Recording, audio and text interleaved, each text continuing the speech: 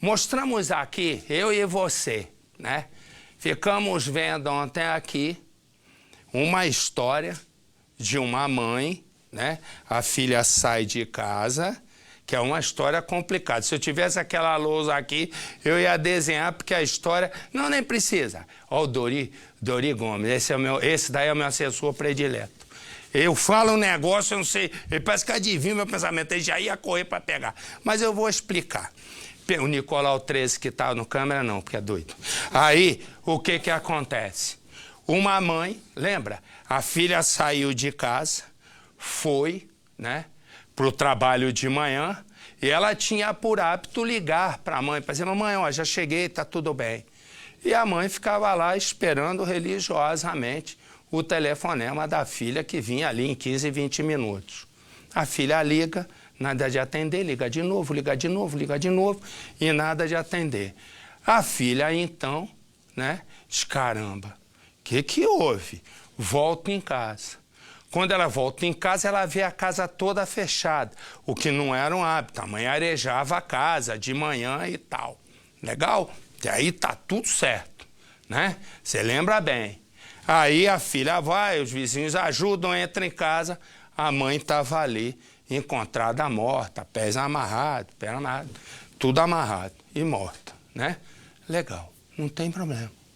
Ela foi, ligou e tal, tentou saber quem era, descobre a Fernanda Burger com a família, que a mãe tinha expulso de casa o genro, que já tinha cumprido cadeia, correto? Vai vendo o rolo.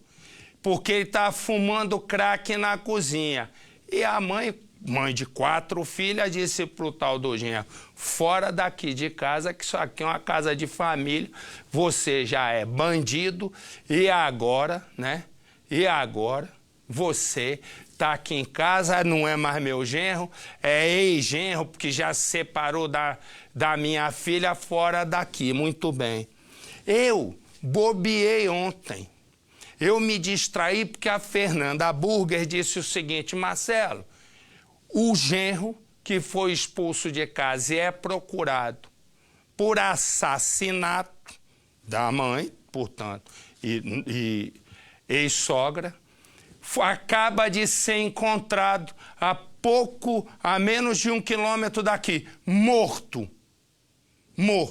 com 6 tiros. A Fernanda Burger foi. E eu deixei passar, eu fico danado quando eu deixo passar um negócio que tá na cara e eu não fui no assunto. O que aconteceu? A filha, né? Ex-esposa do assassino da mãe, foi lá e encontrou o sujeito e tacou 6 tiros nele. Ele matou a mãe, a ex-esposa e filha, foi lá e o matou. Num triângulo, né? Num triângulo de mata por nada, vingança na hora. Me dá a imagem aí, por favor. Você vai ver, essa é a filha. Nós conversamos com ela antes dela ser presa, exatamente isso. E ela falava do sofrimento, olha aí. Esse aí é o tal genro que matou a mãe e que acabou morto pela ex-esposa. E essa é a senhora que foi morta. É uma história, quando me contaram, quando eu cheguei aqui, eu disse, caramba, e eu ontem dei uma bobeada. Corta pra mim, meu filho. Eu ontem dei uma bobeada, porque a Burger falou, era um encaixe fácil de fazer. Passou, olha aí, essa é a filha que foi lá, disse, que meu ex-marido matou minha mãe, a justiça não vai ser feita nesse país, porque ele pode até ser preso, vai ficar pouco tempo na cadeia, minha mãezinha tá morta. Eu vou fazer justiça com as próprias mãos. Foi lá e tacou 6 tiros nele. Põe no ar. A vítima estava com os pés e mãos amarrados e tinha marcas no pescoço, o que indica que foi estrangulada. Foi a filha que encontrou Dona Regine já sem vida dentro de casa. Era de manhã cedo. Karina saiu para pedir socorro na rua. Ela percebeu que a casa tinha um forte cheiro de droga. Enquanto a filha gritava por ajuda, um vizinho viu o suspeito correndo. Era o marido de Karina, genro de Dona Regine. Jefferson Pereira Ramos, de 34 anos, fugiu. Ele tem várias passagens pela polícia, por roubo, furto. Saiu da prisão há 2 meses e é usuário de drogas. Depois que saiu da cadeia, Jefferson voltou a morar com a mulher. Mas ontem o casal discutiu. Karina descobriu que ele tinha voltado a consumir drogas e ordenou que Jefferson saísse de casa. Ela acredita que ele foi pedir dinheiro à sogra, que morava bem ao lado. A família acha que Dona Regine recusou dar dinheiro porque sabia que era para comprar mais droga. A vítima tinha 65 anos e morava no bairro havia mais de 40. Era muito querida por todos e sempre tentou ajudar o genro. A pessoa que mais ajudava ele era ela. A pessoa que... Eu acho que ela aceitou mais ele do que a própria mulher. E ele fez uma coisa dessa. Ele que tinha que falar da minha mãe. Porque a pessoa que ela mais ajudou foi ele. Foi preso várias vezes e as várias vezes ela fez questão de ajudar ele. Então ela é... Não, mas o que é dele está guardado, o que é dele está guardado. Nesse momento, o irmão não pressentia, correto, que a irmã, ex-esposa, estava pronta para fazer justiça. Nós conversamos com ela ontem, antes, né, de se descobrir, que foi hoje, que ela era a assassina. E aí, eu fiquei pensando, eu digo, não, vamos mostrar o momento, porque a gente acompanhando vai ter absoluta ideia do que alimentava dentro dela a vingança. Da tamanha dor que ela tinha pela morte da mãe, e eu imagino o tamanho ódio e frustração que ela tinha em relação ao ex-marido criminoso, que já tinha sido preso por tráfico, viciado e que foi e matou a mãe. Você vai acompanhar um sentimento que depois explodiria em 6 tiros exatamente. Põe no ar. Você brigou com ele? Não, a gente não brigou. Eu já estava desconfiada que ele estava usando crack, só que eu não tinha certeza. E eu perguntei ainda para ele, falei, tá acontecendo alguma coisa? Ele falou, não, só que eu já estava desconfiada que era droga que ele estava usando. E aí eu fui deitar com as crianças, que inclusive ele tem um filho de 15 anos, né, que ele trouxe de lá do Ubatuba para ficar uma semana aqui com meu filho. E eu as crianças deitamos, dormindo tudo, e eu vi que ele estava esperando as crianças dormir e eu também. Não sei já qual era a intenção dele, só que eu estava desconfiada, né? E aí eu deitei, as crianças deitou, dormiu, e eu fingi que estava dormindo até que eu levantei e peguei ele usando droga na cozinha. Eu falei, eu não vou dar escândalo, eu não vou xingar, não vou fazer nada. Simplesmente eu não quero mais ficar com você. Não dá mais para nós dois ficar juntos. Eu queria que amanhã cedo você pegasse as suas coisas e fosse embora, entendeu? Porque para mim eu não tenho mais condições, não dá pra gente ficar junto mais. Ele não respondeu nada, ele simplesmente abriu a porta e saiu, abriu o portão e saiu. Eu corri, marquei meu ponto, onde eu trabalho, tudo, avisei para as meninas que eu ia estar vindo até em casa. Cheguei até aqui, fui tentar abrir o portão estava trancado. Aí eu fui na minha vizinha que guarda o carro na casa dela, pedi a chave do portão. E abri o portão, abri a janelinha, a porta, fiz força, a porta estava trancada. Eu abri a janelinha, chamei pelo nome dela, ela não respondeu. E aí eu senti o cheiro de droga lá dentro da casa dela.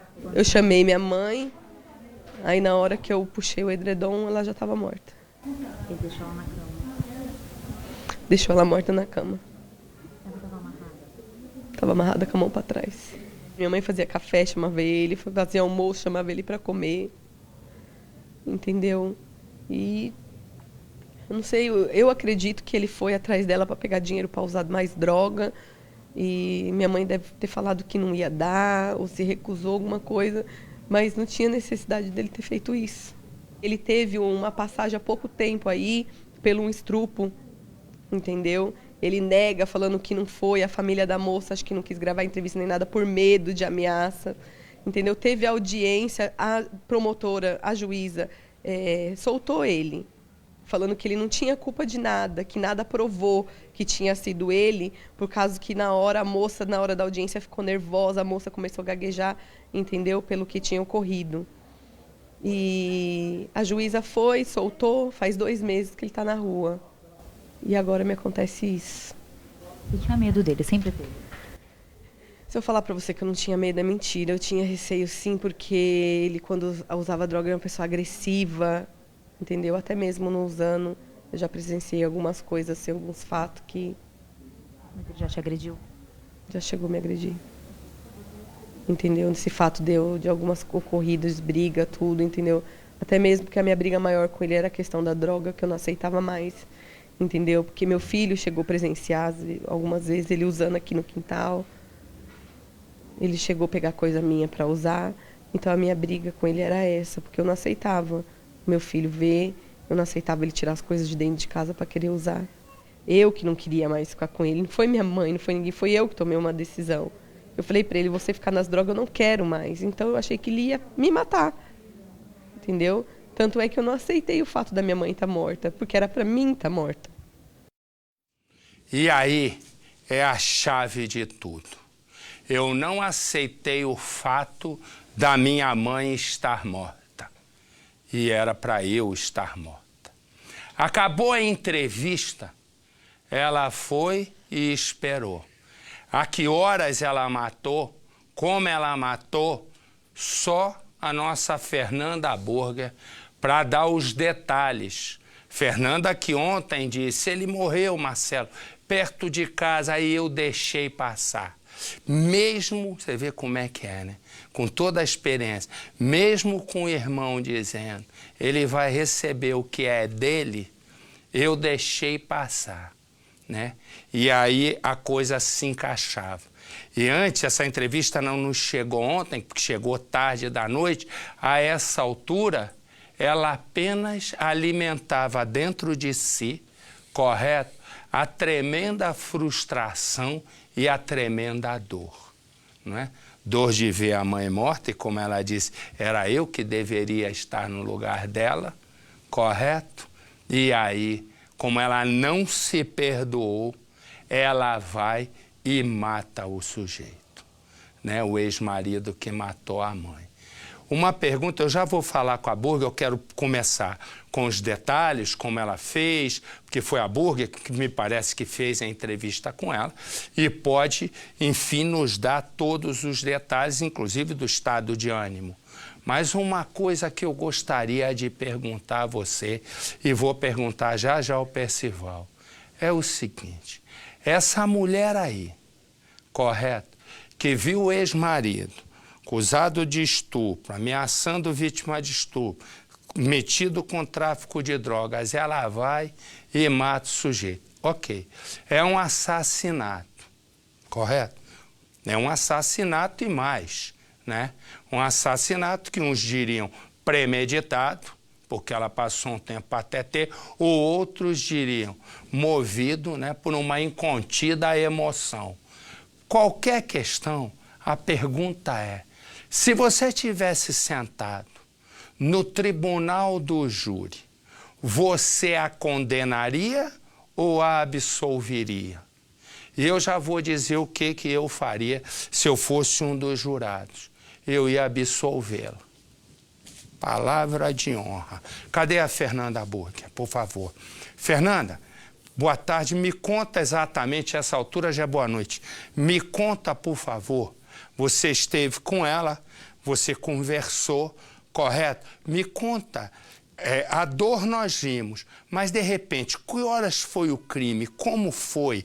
E a arma? Conta pra gente, porque você é a pessoa, né, que acompanhou, ninguém acompanhou tão bem essa questão quanto você. Por favor, Fernanda.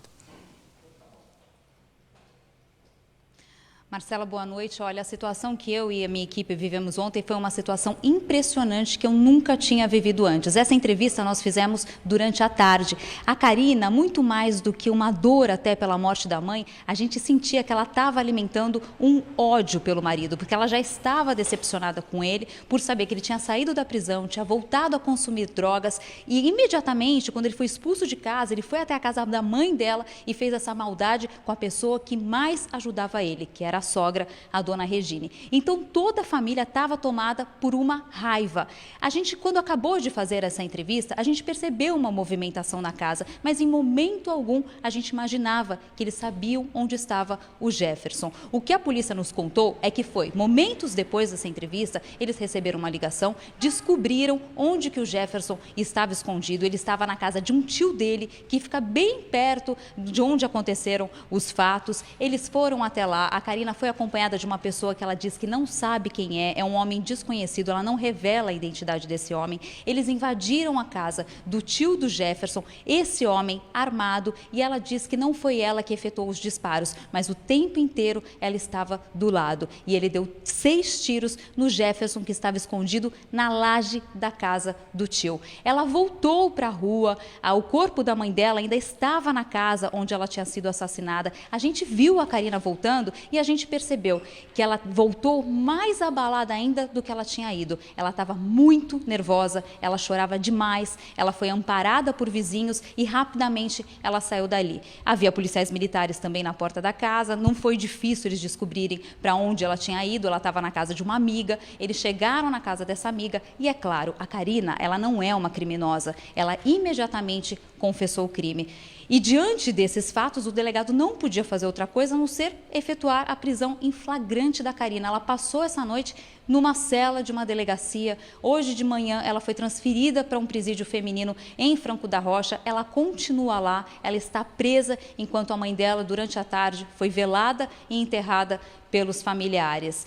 O próprio delegado que fez a prisão em flagrante, no boletim de ocorrência, ele sugere que o que ela merece, é claro, não é uma prisão preventiva, e sim uma medida cautelar, que seria uma alternativa a essa prisão. Mas ele, como uma autoridade policial, ele não podia fazer outra coisa, além de cumprir a lei e esperar, de repente, que a justiça deixe que a Karina responda esse processo em liberdade. A Karina, Marcelo, tem um filho de 8 anos com o Jefferson. E ontem a gente viu essa cena. Esse menino, de apenas 8 anos, ele estava na porta da casa, onde a avó dele foi assassinada, o pai dele foi assassinado e a mãe dele estava presa. Nossa Senhora, pois é. E aí fica a pergunta, né, que eu fiz. O delegado cumpriu a função dele e sugere, né, a justiça. Ele dá a prisão, ele talvez até pudesse ter ido despachar com o juiz as circunstâncias da questão. Mas o delegado agiu exatamente como deveria agir. Mas a pergunta é, você manteria essa mulher presa ou você a soltaria? Você acha que ela deve ser condenada ou não? Qual é a sua opinião, Percival? Você vê que contraste, Marcelo. Se ela tivesse fugido, não haveria flagrante. Quer dizer, como ela com um impacto emocional fortíssimo ficou lá na casa de parente, acabou sendo condenada.